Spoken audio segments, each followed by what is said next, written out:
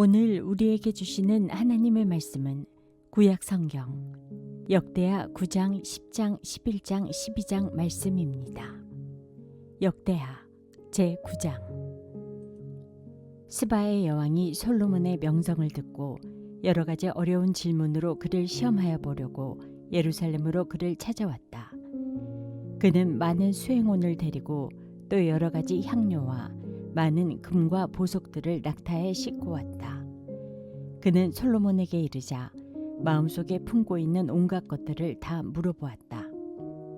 솔로몬은 여왕이 묻는 모든 물음에 척척 대답하였다. 솔로몬이 몰라서 여왕에게 대답하지 못한 것은 하나도 없었다. 스바의 여왕은 솔로몬이 온갖 지혜를 갖추고 있는 것을 확인하고 그가 지은 궁전을 두루 살펴보고 또 왕의 상에 오른 요리와 신하들이 둘러앉은 모습과 그의 관리들이 일하는 모습과 그들이 입은 제복과 술잔을 받들어 올리는 시종들과 그들이 입은 제복과 주님의 성전에서 드리는 번제물을 보고 나서 넋을 잃었다. 여왕이 왕에게 말하였다. 임금님께서 이루신 업적과 임금님의 지혜에 관한 소문을 내가 내 나라에서 이미 들었지만 와서 보니 과연 들은 소문이 모두 사실입니다. 내가 여기 오기 전까지는 그 소문을 믿지 못하였는데 내 눈으로 직접 확인하고 보니 오히려 내가 들은 소문은 사실의 절반도 안 되는 것 같습니다. 임금님께서는 내가 들은 소문보다 훨씬 뛰어나신 분이십니다. 임금님의 백성은 참으로 행복한 사람들입니다. 임금님 앞에 서서 늘 임금님의 지혜를 배우는 임금님의 신하들 또한 참으로 행복하다 아니할 수 없습니다. 주 임금님의 하나님께 찬양을 돌립니다.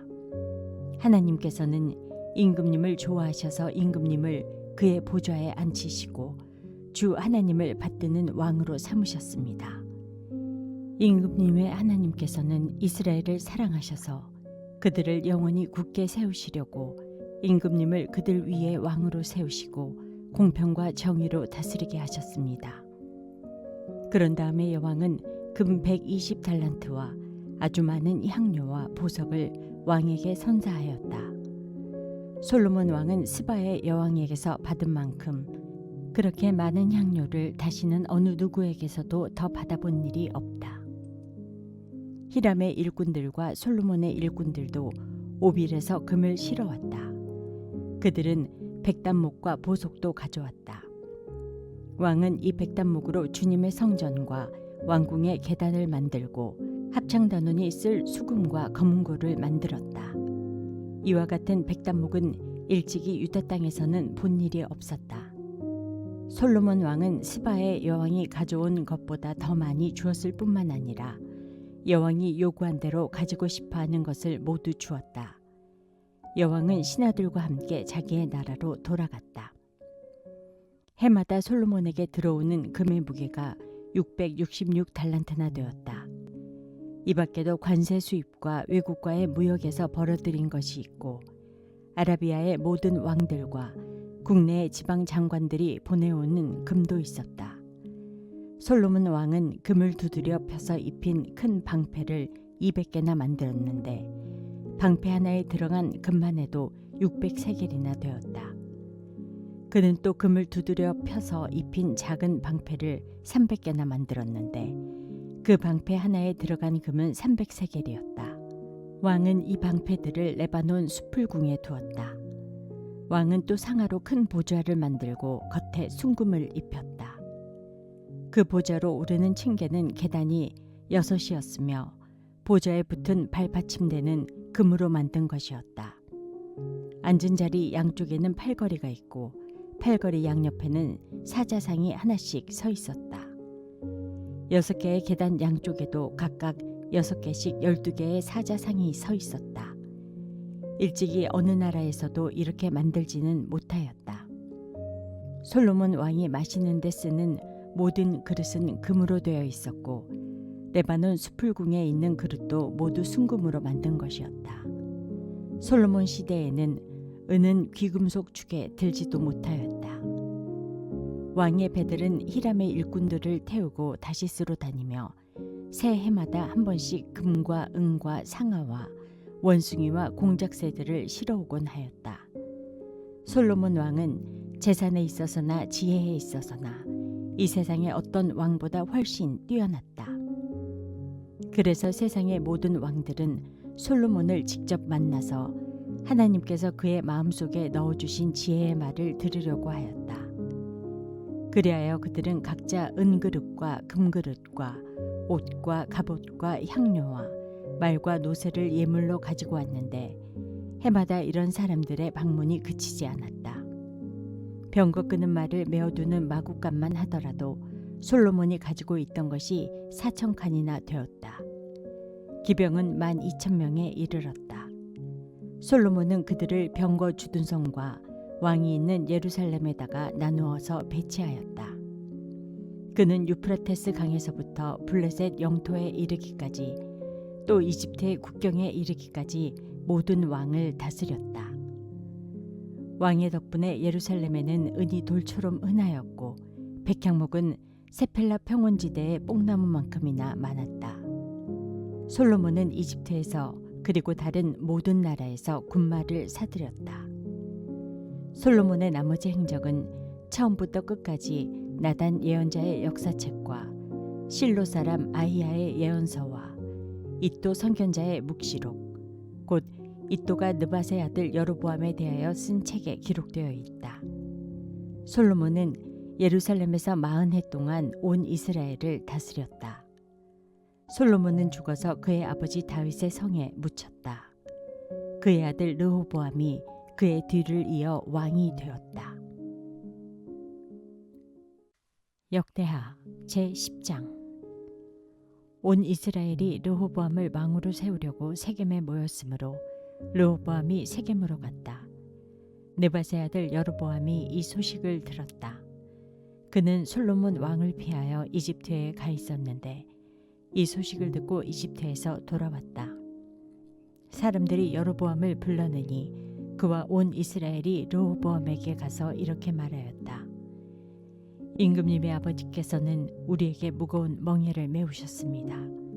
이제 임금님께서는 임금님의 아버지께서 우리에게 메우신 중노동과 그가 우리에게 지우신 이 무거운 멍에를 가볍게 해주십시오. 그러면 우리가 임금님을 섬기겠습니다. 르호보암이 그들에게 말하였다. 사흘 뒤에 나에게 다시 오시오. 이 말을 듣고 백성들은 돌아갔다. 르호보암 왕은 그의 아버지 솔로몬이 살아있을 때에 그의 아버지를 섬긴 원로들과 상의하였다. 이 백성에게 내가 어떤 대답을 해야 할지 경들의 충고를 듣고 싶습니다. 그들은 르호보암에게 이렇게 대답하였다. 임금님께서 이 백성에게 너그럽게 대해 주시고 백성을 반기셔서 그들에게 좋은 말로 대답해 주시면 이 백성은 평생 임금님의 종이 될 것입니다.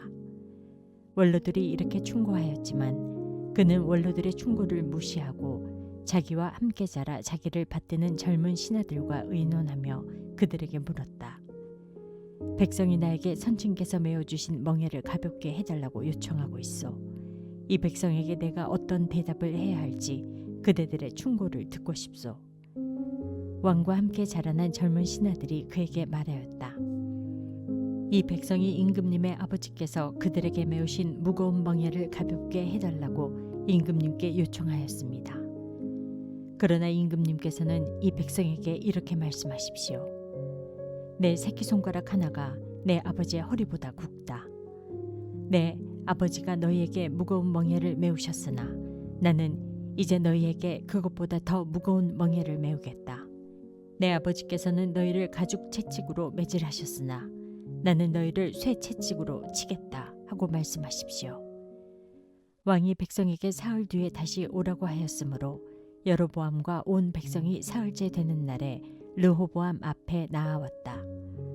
왕은 원로들의 충고를 무시하고 백성에게 가혹하게 대답하였다. 르호보암 왕은 젊은 신하들의 충고를 따라 백성에게 이렇게 대답하였다.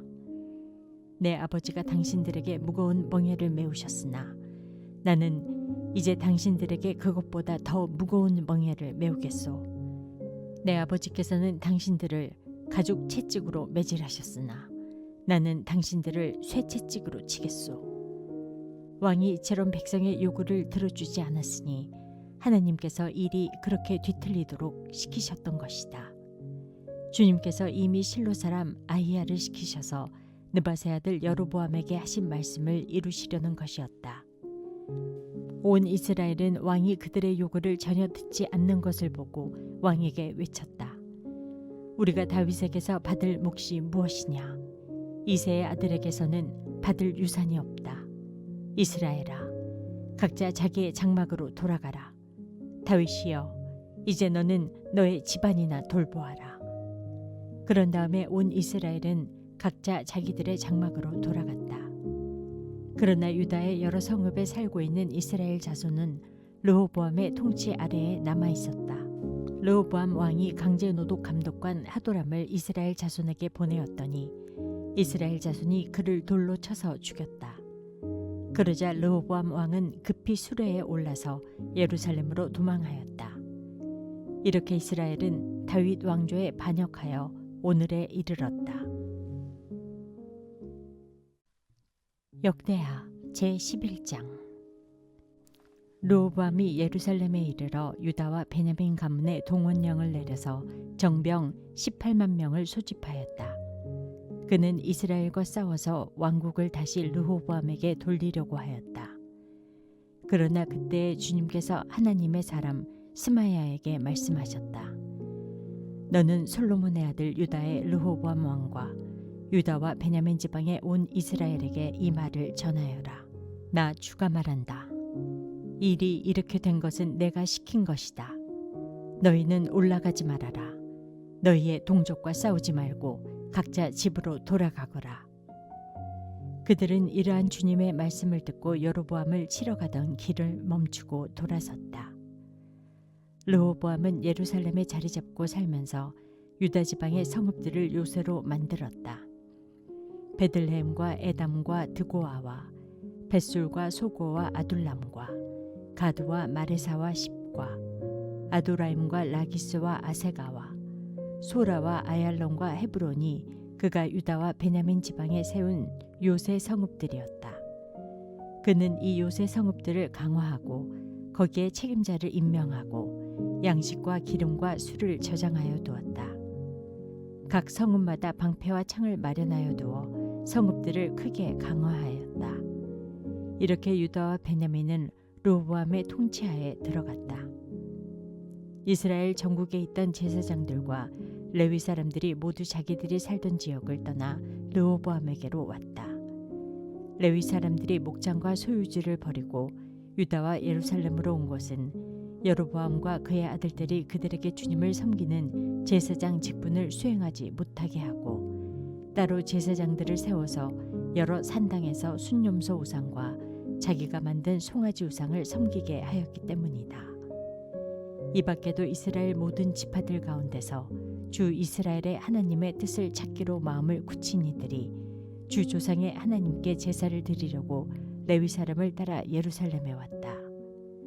그들은 유다 나라를 강하게 하고 솔로몬의 아들 르호보암의 왕권을 확고하게 하여 주었다. 그러나 그것은 3년 동안 뿐이었다. 르호보암이 다윗과 솔로몬의 본을 받아 산 것이 3년 동안이었기 때문이다. 르호보암은 마할랏을 아내로 맞이하였다. 마할랏은 아버지 여리못과 어머니 아비하일 사이에서 태어난 딸이다. 그의 아버지 여리못은 다윗의 아들이고 그의 어머니 아비하일은 이새의 아들인 엘리압의 딸이다. 마할랏과의 사이에서 세 아들 여우스와 스마랴와 사함이 태어났다. 그 뒤에 르호보암은 압살롬의 딸 마아가를 아내로 맞아들였는데 마아가와의 사이에서는 아비야와 아떼와 시사와 슬로밋이 태어났다. 르호보암은 아내 18명과 첩 60명을 거느렸고 그들에게서 아들 28명과 딸 60명을 보았지만 그는 다른 아내들이나 첩들보다 압살롬의 딸 마아가를 더욱 사랑하였다. 르호보암은 마아가의 아들 아비야를 자기의 후계자로 삼을 생각이었으므로 왕자들 가운데서 서열을 가장 높게 하였다. 르호보암은 슬기롭게도 자기 아들들에게 유다와 베냐민 전 지역과 요새 성읍들을 나누어 맡기고 양식도 넉넉하게 되어 주었으며 아내들도 많이 얻어 주었다. 역대하 제12장. 르호보암은 왕위가 튼튼해지고 세력이 커지자 주님의 율법을 저버렸다. 온 이스라엘도 그를 본받게 되었다. 그들이 주님께 범죄한 결과로 르호보암 왕이 즉위한 지 5년째 되던 해에 이집트의 시삭 왕이 예루살렘을 치러 올라왔다. 그는 병거 1200대, 기병 6만 명, 거기에다가 이루 헤아릴 수 없이 많은 리비아와 숲과 에티오피아 군대를 이끌고 이집트에서 쳐들어왔다.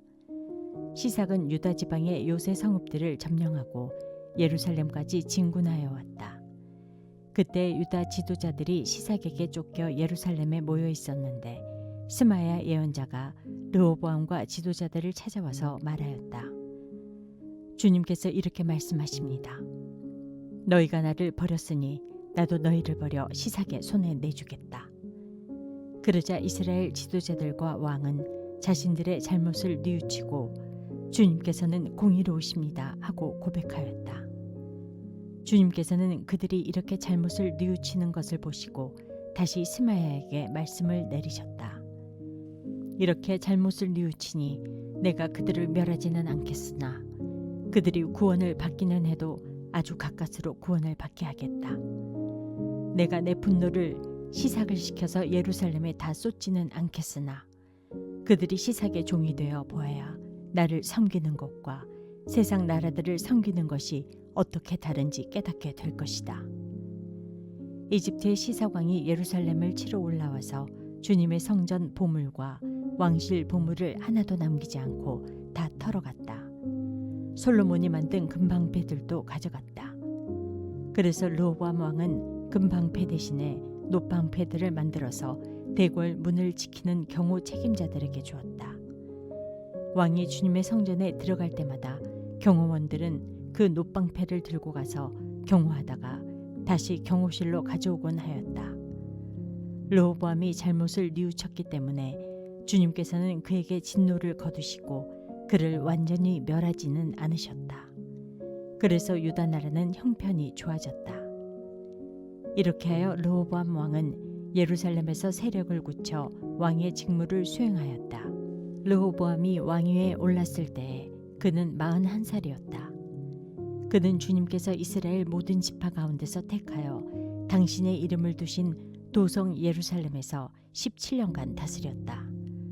르호보암의 어머니 나아만은 암몬 사람이다. 르호보암은 주님의 뜻을 찾는 일에 마음을 쓰지 않고 악한 일을 하였다. 르호보암의 행적은 처음부터 끝까지 스마야 예언자의 역사책과 이도 선견자의 역사책에 기록되어 있다. 르호보암과 여로보암은 사는 날 동안 그들은 늘 싸웠다. 르호보암이 죽어서 다윗성에 안장되자 그의 아들 아비야가 그의 뒤를 이어 왕이 되었다. 오늘의 말씀이 당신의 하루를 밝히 비추길 원합니다.